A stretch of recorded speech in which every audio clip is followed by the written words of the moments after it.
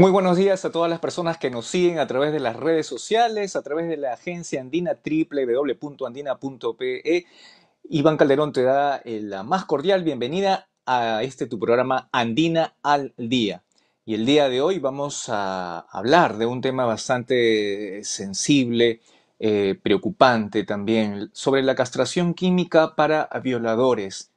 Esto a raíz del secuestro y abuso sexual de una pequeña de tan solo 3 años en la ciudad de Chiclayo.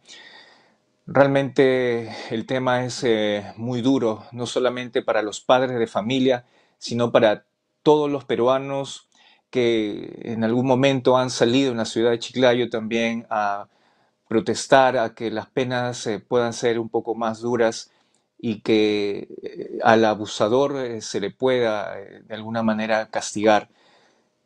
Para hablar de este tema está con nosotros el doctor Carlos Bronley, médico psiquiatra, y quien nos va a ayudar a entender mejor en qué consiste también la castración química. Bienvenido, doctor, al programa Andina al Día. Muchas gracias siempre por su gentileza, como le repetimos, por ayudarnos a entender mejor y darnos una opinión científica importante para poder entender. Muchas gracias, doctor. Muchas gracias, Iván, también a tu servicio para tocar este tema tan delicado. Así es, doctor, y como dije al inicio del programa, eh, el tema realmente ha conmovido a todos, nos conmueve y que puede tocar a cualquier familia con estos temas del abuso sexual. Doctor, quiero empezar por preguntarle para poder que los cibernautas que nos siguen a esta hora de la mañana también entender en qué consiste esta castración química. Sí, la castración química es un procedimiento médico que consiste en administrar a la persona determinadas sustancias llamadas antiandrógenos que reducen la testosterona en el organismo de esta persona. Y la testosterona es una sustancia que tiene que ver con la actividad sexual, entre otras funciones. Es por eso que a aquellas personas que se les administra antiandrógenos reducen su actividad sexual porque disminuyen su libido, disminuyen su apetencia sexual. Esa es la castración química. Puede administrarse a través de pastillas tomadas diariamente o a través de ampollas aplicadas cada semestre, cada trimestre o cada mes. Ahora, doctor, el gobierno está planteando, está proponiendo el tema de la castración química y esto es un debate también. En algunos países se está utilizando este método. ¿Qué tanto ha funcionado en otros países también y de qué manera eh, podría también serlo aquí en el Perú? El gobierno lo está planteando y creo que es un planteamiento que en lo fundamental debe entenderse como orientado a abordar el tema de fondo, que es la violencia sexual contra niñas, niños, adolescentes y mujeres en general. Y este tema merece mucho análisis. En particular, los estudios sobre la castración química no son concluyentes, porque adolecen de fallas metodológicas y porque no se está haciendo un seguimiento a aquellas personas a quienes se les ha administrado. ¿Cuáles son las fallas? Las fallas para los estudios son que no hay grupos de control. No se han hecho estudios sobre un grupo de personas con castración química versus un grupo de personas sin castración química en la misma condición. Me refiero a la condición de violadores, para finalmente ver resultados. En los países donde se administra esta técnica, no hay seguimiento, no hay estudios sobre reincidencia. Es por eso que hay dificultades para poderlo asumir de manera categórica. Y también hay otro punto de vista, Iván, que es Ujú, más fuerte y es el que nos explica que las violaciones no son producto de personas que tengan exacerbado su deseo sexual. Los violadores no cometerían sus criminales actos por deseo sexual, sino más bien por deseo de poder. Y aquí entramos a hablar de un tema de fondo, que es el ujú, machismo y la psicopatía. El machismo es un tema ideológico en el cual las personas, los hombres, somos educados por nuestra sociedad en la idea que las mujeres son inferiores a nosotros y que nos pertenecen y que podemos hacer con ellas lo que queramos. Las ujú. cosificamos, las convertimos en objeto. Y en ese sentido, en algunas personas, sobre todo si es que tienen también una personalidad psicopática, sin ningún respeto ni consideración para la vida humana, ejercen este poder contra o sobre las niñas, los niños y los adolescentes que violan. No es una satisfacción sexual, es una satisfacción de poder. Entonces, más que un problema de verona o de testículos, es un problema ideológico, es un problema que tiene que ver con la mentalidad de todos nosotros en nuestra sociedad. Es por Y, eso y doc- que hay que estudiar bien el tema. y doctor, y casualmente es lo que yo quería también consultarle, ¿no? Porque a veces uno dice, ¿qué es lo que pasa por la cabeza de un violador al abusar de un menor de edad, de un niño menor de edad? Sí, lo que pasa por la cabeza de una persona que comete violación es la idea que esa niña es un objeto de poder y como ellos necesitan satisfacer esa necesidad de poder, entonces pues Ujú. actúan con la niña de esta forma, violándola. No, no es tanto por apetencia sexual, quiero insistir en ese tema. Eso es lo que pasa por la mente de un violador. Y ocurre con gran frecuencia en nuestro país.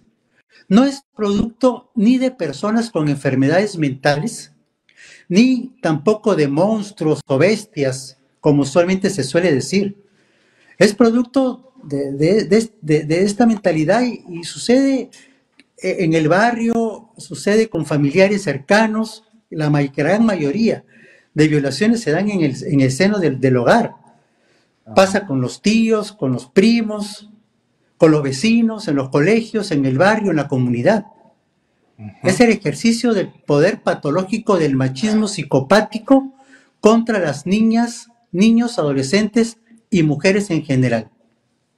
Ahora, doctor, usted ha indicado que generalmente se da en el círculo familiar, pero en este caso, esta persona ha sido un extraño por completo, ¿no? Que secuestró a la niña. Esto quizás es algo que sale de esta, entre comillas, esta norma general.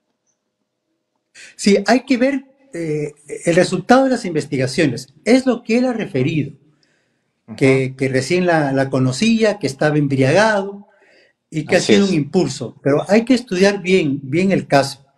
Más aún ahora que estamos viendo que cada vez más se hacen evidentes estas situaciones en el transcurso de esta semana y particularmente entre ayer y hoy día se están denunciando cada vez más violaciones a menores de edad. Entonces hay que evaluar bien la situación para evitar utilizar medidas que finalmente no van a tener impacto en lo que todos buscamos, que es la reducción de la violencia sexual en niñas, niños y adolescentes y en mujeres en general. Ujú. Doctora, ¿hay alguna, estos violadores, abusadores, no distinguen edad, eh, al parecer, ¿no? El tema del poder, como usted lo ha indicado, dominar a la víctima, ¿no? Pero ¿dónde se están encontrando mayores casos? ¿En qué edades? ¿En qué grupo etario existe mayor eh, estadísticas de abuso sexual? El problema, Iván, es que no hay cifras fidedignas, porque Ujú, muchas violaciones sexuales no se denuncian. Y no se denuncian por una serie de motivos que tienen que ver con prejuicios, que tienen que ver con no ir más allá de lo que significa el acto. Hay mucha permisividad en este sentido. Entonces, no se puede graficar de manera oficial, de manera formal, las cifras reales, de dónde ujú. ocurren más, si entre qué edades o entre qué clases sociales o entre qué personas con determinada cultura o grados de estudio, etcétera. Pero ciertamente sí, ocurren más en grupos vulnerables, en las personas que están más expuestas al riesgo de ser violentadas sexualmente, que generalmente son los menores de edad. Ujú. Por eso que los padres tienen que estar muy al tanto de sus hijos, de los chicos, saber, ahora las redes sociales realmente es es un boom de tanta información y tienen que estar al tanto los padres de familia para poder guiar y decirles a los niños que nadie debe tocar su cuerpo, nadie debe acercarse y siempre hablar con el papá o la mamá para decirle, ha pasado esto, ¿no? Que existe esa confianza. Doctor, hay una pregunta de nuestros seguidores. Muchas gracias por estar atentos al programa Andina al Día. Dice, ¿todos los violadores son machistas? Pregunta, ¿y si todos los machistas son potencialmente violadores? No, de ninguna manera. El Ujú, machismo es esa ideología en la que los hombres nos consideramos superiores a las mujeres. Pero si va acompañado de psicopatía, por eso yo hablé de psicopatía también, que es la falta de respeto y consideración a la vida humana, ya se convierte, sí, esta persona en un potencial violador. Machismo más psicopatía y la necesidad de ejercer el poder contra los grupos vulnerables a través de la violación. No hay que generalizar, es muy peligroso generalizar, más aún en una sociedad machista, en donde todos tenemos formación machista y lo somos en mayor o menor grado. Cuando descalificamos a las mujeres, cuando no consideramos su opinión, cuando las insultamos en la calle, cuando conducen un auto, cuando en el trabajo no les pagamos lo que debemos de pagarles por la misma función que están ejerciendo al igual que un hombre, cuando en nuestro domicilio no les permitimos que decidan nada, sino nosotros queremos imponer nuestro punto de vista. El machismo es generalizado y tiene diferentes aristas, desde las que estoy mencionando, y de ahí pasamos al insulto, pasamos al empujón, al golpe, a la exigencia de tener sexo con nuestras parejas, aunque ellas nos digan que no. Eso se convierte también en una especie de violación dentro del hogar. Pero para que haya violación tiene que haber una personalidad psicopática, que no tenga respeto, no tenga consideración. Eh, Son personas en pleno uso de conciencia, son responsables de sus actos y lo hacen de manera elaborada, de manera calculada y de manera repetitiva. Si estudiamos la historia de las violaciones vamos a encontrar que son personas que lo han hecho una y otra vez. Y como repito, ujú, no por apetencia sexual, sino por apetencia de poder. ujú. Esto creo que es importante mencionarlo de manera específica para no generalizar. Así es, doctor. ¿Y cómo Entonces, resolvemos esto? ¿Cómo resolvemos esto? Lo resolvemos doctor, disculpe. construyendo, Sí, continúe, doctor, continúe. lo resolvemos construyendo relaciones igualitarias entre hombres y mujeres desde el hogar, dándole a nuestros hijos el mensaje que todos somos iguales, que no hay por qué tratar de manera disminuida a las mujeres, a sus hermanitas. Y como usted lo ha dicho, Iván, enseñándoles también a cuidarse, a protegerse, a no permitir que ninguna persona toque su cuerpo de manera inapropiada. Eso es la educación que debemos darle a nuestros hijos y ser el ejemplo para eso. Porque si le decimos que hombres y mujeres somos iguales y vamos a un sitio y maltratamos a una mujer que nos está brindando un servicio, pues eso finalmente es lo que queda en la mente de nuestros hijos. El ejemplo es importante. Ujú. Así es, el ejemplo, la educación que uno tiene que brindarle a los hijos es fundamental para evitar en lo posible estas situaciones. Doctor, cuando usted hablábamos al inicio del programa acerca de la castración química para violadores y en qué consistía, esto, yo le pregunto, ¿esto no impide que el violador o el abusador pueda ejecutarlo nuevamente, ¿no? No impide la violación en tanto ejercicio de poder puede realizarse inclusive con diferentes otras formas, utilizando objetos. No Mm, es un tema de apetencia sexual, es un tema de poder. ujú. Y en eso hay que ser insistentes, hay que siempre decirlo, porque solemos creer que es un tema pues en donde el violador está necesitado de tener sexo, de satisfacer su sexualidad, y no es Ujú. así. Claro, doctor. Es decir, puede darse no solamente por el tema, como usted lo ha referido, ¿no? El tema sexual, sino puede haber otros tipos, ¿no? Utilizar otras herramientas de poder, de abuso, para poder realizar eh, este, estos crímenes, porque realmente es un Así crimen. es, así es un crimen atroz, eh, porque además la castración química es la ingesta de pastillas o la aplicación de ampollas, y es reversible, porque estas pastillas, estas ampollas tienen un tiempo de acción. Entonces las pastillas tendrían que tomarse todos los días, las ampollas tendrían que ponerse cada mes o cada 3 meses o cada 6 meses. Y si la persona está fuera de la cárcel, el violador, entonces no lo va a hacer. No lo va a hacer porque se va a dar cuenta que disminuye su apetencia sexual. Y no necesariamente, como repito, para violar, sino para tener sexo de manera normal. Es más, en otros sitios se ha trabajado la idea de la castración química. No Ujú, solamente, sino de la castración quirúrgica. Hay castración quirúrgica también, Iván. ujú. Y sí, pues la persona queda castrada, queda sin apetencia sexual. Pero si el tema no es sexual, sino de poder, va a El utilizar poder. otros objetos para proceder a ejercer ese poder contra las poblaciones vulnerables. Es por eso que es un Ujú. tema que hay que analizar bastante y creo que la idea de fondo es trabajar con relación a la reducción de la violencia sexual en general. Ujú.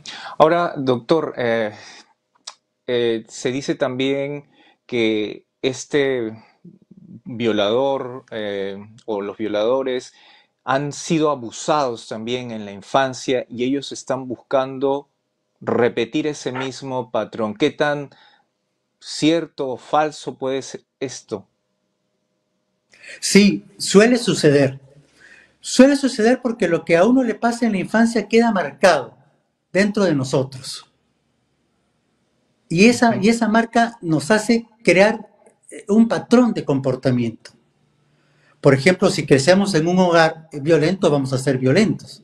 Si crecemos en un hogar armónico, feliz, vamos a hacer también lo mismo. Vamos a buscar construir hogares armónicos y felices. Pero si hemos ujú. sido violados, vamos a incorporar esa violación dentro de nosotros mismos y probablemente ya de adultos querramos cometer también lo mismo que nos hicieron. Es por eso que hay que tener vigilancia sobre aquellas personas que han sido violadas, porque en el futuro podrían potencialmente convertirse en violadores. Y eso es lo que nos está faltando, ¿no? Trabajar más sobre la población afectada, hacer estudios más Así es. específicos sobre la Así población de es. riesgo. Lo importante, doctor Carlos Brunel, lo importante de la salud mental que descuidamos tanto.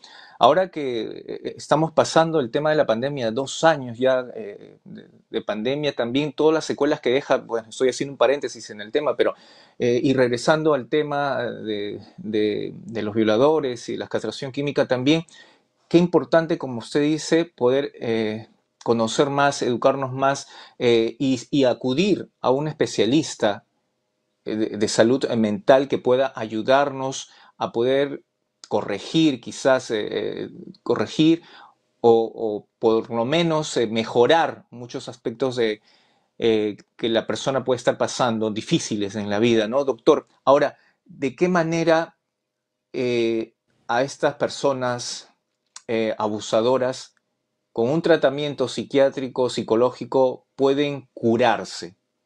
¿Esto es posible?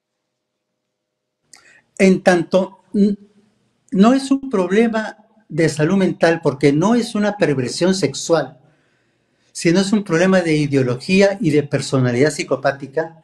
El tratamiento psiquiátrico específico no da resultados. Es como pretender, Iván, tratar el racismo o en la época de la Segunda Guerra Mundial, tratar el nazismo a través de procedimientos médicos. No, no hay Ujú. resultados. Son temas ideológicos que se convierten en culturales. Lo que hay que Mm, trabajar, por ejemplo, qué terrible. es otra cosa. ¿Cómo logramos erradicar el racismo? Educando a nuestros hijos en Educando. que todos somos Así es. iguales, en que no hay razas superiores ni razas inferiores, y que nos Así debemos es. el mismo respeto entre todos nosotros, cualquiera que sea nuestra raza. Igual, ¿cómo erradicamos el machismo? Construyendo relaciones igualitarias entre hombres y mujeres, dándole a la masculinidad un nuevo concepto y a la feminidad también. Entonces, una vez que en una sociedad no haya machismo y que la sociedad misma, a partir de valores y principios, deje de lado la formación de personalidades psicopáticas, vamos a tener una sociedad sana, una sociedad igualitaria, en donde las violaciones ya no van a existir, porque ya no vamos a tener esa idea de superioridad, de cosificar a las mujeres y a creer que nos Ujú. pertenecen y que podemos hacer con ellas lo que querramos. Es un tema de trabajo a mediano y a largo plazo, pero que hay que Así es. comenzar. Y otra cosa también que hay que trabajar es sobre los hogares. En un hogar funcional, armónico, feliz, no hay este tipo de problemas. Los suelen haber en hogares disfuncionales, donde hay violencia, entre ellas la Mm. violencia sexual, donde hay consumo de alcohol, consumo de drogas. Entonces son temas que se deben trabajar desde esa perspectiva. Y doctor, ya para finalizar también, el tema de la educación sexual en los colegios, también qué importante tendría que jugar el rol la escuela para poder, porque los niños pues pasan cerca de más de 6 horas, 7 horas en la escuela y donde los maestros también son la columna en la educación de los niños, ¿no? Doctor, para también poder enfrentar esta situación. De acuerdo, Iván, así es. Hay que replantear la educación en el país. Hay que retomar aspectos centrales de la vida cotidiana, entre ellos la sexualidad. Y otros cursos también que tienen que ver con la vida en general, ¿no es cierto? En mi época había educación cívica, había educación física. Estas cosas hay que nuevamente tomarlas en consideración. Y fundamentalmente recalcar el valor de la familia, el valor del barrio, de la comunidad, el valor de la patria. Solamente de esa manera vamos a tener un mejor país. Ujú. Doctor, le agradecemos bastante toda la información que nos ha dado y para finalizar, doctor, ¿cómo prevenir? cómo prevenir en las familias, en el pueblo peruano, dirías en el mundo también, pero cómo prevenir esa situación que después estamos lamentando realmente y nos causa un profundo dolor ver el sufrimiento, ¿no? de niños tan pequeños que no tienen la culpa de nada. La prevención es trabajar en los hogares, a través del ejemplo en que todos somos iguales. No es posible que, por ejemplo, en un hogar normal de nuestro país y del mundo, al niño pequeño se le deje ver televisión, su programa favorito, mientras que a la niña pequeña se le diga hay que lavar los platos, hay que lavar la ropa, hay que limpiar la casa. Entonces, desde ahí ya estamos construyendo en la mente de nuestros hijos la idea de que los hombres son superiores a las mujeres y que ellas nos deben algún tipo de atención y de servicio. Y finalmente que nos pertenecen, que son inferiores y las cosificamos. Entonces, eso es lo que hay que trabajar, dar el ejemplo de que todos somos iguales dentro del hogar, a todo nivel, a nivel de hombres y mujeres, a nivel de raza, a nivel de clase social, porque también hay clasismo, en donde personas con mayor economía se creen superiores a las personas con menor economía, lo cual no es cierto, porque todos tenemos los mismos derechos. Somos sujetos de derecho en cualquier situación, credo religioso, o sea, hay que trabajar la igualdad en todos los sentidos. Creo que eso es básico para construir una sociedad con progreso y sana en favor del desarrollo del país. Muchas gracias, doctor Carlos Brownlee, médico y psiquiatra, quien estuvo con nosotros en Andina al Día. Gracias por informarnos, mantenernos al tanto y poder conocer un poco más acerca de este tema. Esperemos en otro momento también tenerlo en el programa. Gracias, doctor Carlos Brownlee. Gracias, Iván. Un abrazo fuerte. Y nosotros continuamos ahora, para seguir en el programa, con nuestros corresponsales que están siempre con las últimas informaciones a nivel nacional. Vamos a presentar de esta manera a Percy Hurtado. Buenos días, Percy, desde la ciudad imperial del Cusco. Bienvenido. ¿Qué tal, Iván? ¿Cómo estás? Muy buenos días y buenos días a todos los seguidores de la agencia de noticias Andina. El gobierno regional del Cusco lanzará en los próximos días la campaña Turismo de Gratitud Cusco Agradece, que consistirá en ofrecer visitas a parques arqueológicos 2x1, cuyo objetivo será pues captar más visitantes hasta mediados de junio. Durante el fin de semana arribaron a esta ciudad un promedio de 10.000 visitantes entre extranjeros y nacionales para conocer las tradiciones religiosas por Semana Santa y los atractivos turísticos. Esta cifra podría disminuir las siguientes semanas, pero para mantener el equilibrio, el gobierno regional, la Gerencia Regional de Comercio Exterior y Turismo y la Dirección de Cultura harán la oferta, aunque se está por confirmar si incluirá el Parque Arqueológico de Machu Picchu, que a decir del gobernador Jean Paul Benavente García es muy posible. Iván, mientras se intenta reactivar el turismo, la economía en Cusco, la sociedad civil y el sector agrario decidieron acatar un paro de 48 horas hoy y mañana en contra del alza del costo de vida y el Congreso de la República.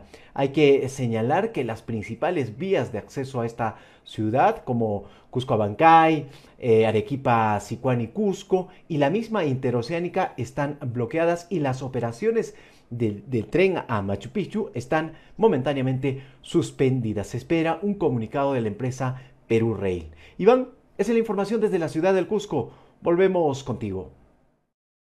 Muchas gracias, Percy Hurtado, desde el Cusco. Gracias por toda la información exacta y precisa que siempre tienes para programa Andina al Día. Ahora vamos a dar la bienvenida a Rocío Méndez desde Arequipa. Bienvenido, Rocío. Buenos días, gracias por el pase. Para informarles que se dio inicio al asfaltado de la vía Vizcachani-Cayalli-Cibayo en la provincia de Caylloma. La obra es ejecutada por el gobierno regional de Arequipa con una inversión de 198 millones de soles para asfaltar 50 kilómetros de vía. Cabe señalar que la obra se inició en el 2018, pero por diversos problemas técnicos fue paralizada en el 2020, reiniciándose los trabajos en favor de los pobladores del Valle del Colca. De otro lado, informarles que el último fin de semana se desarrolló la feria informativa Conociendo los Volcanes en el distrito de Alto Selva Alegre, en la Plaza Independencia, con gran afluencia de público. Técnicos del INGEMED, ADRA, entre otras instituciones, informaron a la población sobre los peligros de los volcanes. Esta es la información desde la ciudad de Arequipa. Muchas gracias, Rocío, por toda la información. Y ahora vamos a dar la bienvenida a Luis Puel esta mañana desde Trujillo, capital de la marinera norteña. Gracias por el pase, muy buenos días. Las autoridades del Gobierno Regional de la Libertad continúan coordinando con la Municipalidad Provincial de Patadas y Parcoy en este proceso para lograr el reasentamiento del centro poblado de Retamas, localidad que fue afectada por deslizamiento de tierra y que provocó la destrucción de al menos 12 viviendas y el fallecimiento de 8 personas, lamentablemente. Entre los avances informados en una reciente reunión convocada por el vicegobernador Eber Caenillas, el gerente de Defensa Nacional de la Libertad, Luis Pan, informó que con asesoramiento del Centro Nacional de Estimación, Prevención y Reducción del Riesgo del Desastre, se elaboraron algunos documentos que corresponden a la fase 0 y obviamente documentos técnicos en que consisten en la evaluación del lugar. Además, en la fase 1 consiste además en la elaboración o la emisión de una ordenanza municipal para evitar, restringir, prohibir que se construyan más viviendas o se hagan más construcciones en dicha localidad del centro poblado de Retamas, y así evitar que la población obviamente siga poniendo su vida en peligro. Se espera que hoy o en estos días se pueda publicar dicha norma y continuar los trabajos de coordinación con el Instituto Geofísico del Perú, que tiene que brindar asesoramiento técnico para hacer una evaluación de cuáles son los puntos obviamente más críticos del centro poblado de Retamas. Esta es la información a esta hora del día. Volvemos contigo. Muchas gracias, Luis Puel, desde Trujillo. Y ahora vamos a dar el pase a Gonzalo Horna desde Ancash. Muy buenos días, amigos, muchas gracias por el pase. Comentarles que durante este feriado largo que se vivió en todo el Perú por la Semana Santa, las brigadas de salud de la Dirección Regional de Salud de Ancash han continuado desplegando esfuerzos para poder cerrar las brechas en cuanto a vacunación contra el nuevo coronavirus. Es así que los locales de vacunación han seguido operando con normalidad en los horarios establecidos. Asimismo, también se han realizado barridos en diversos pueblos de la jurisdicción de Ancash, así como también en algunos mercados y puntos estratégicos de las ciudades más populosas. Asimismo, también se ha aprovechado la afluencia de vehículos en este feriado largo para poder inmunizar contra la COVID-19 a los ocupantes de unidades intraprovinciales. Tal es el caso de los buses que se dirigían hacia la sierra de la región Ancash. Las autoridades sanitarias han recomendado a la población poder cumplir con el esquema de vacunación que exige ahora las 3 dosis de la vacuna contra el nuevo coronavirus. Esta es la información que tenemos para ustedes, amigos. Muchas gracias, Gonzalo Horna desde Chimbote. Nosotros regresamos en Andina al Día luego de breves momentos. Gracias.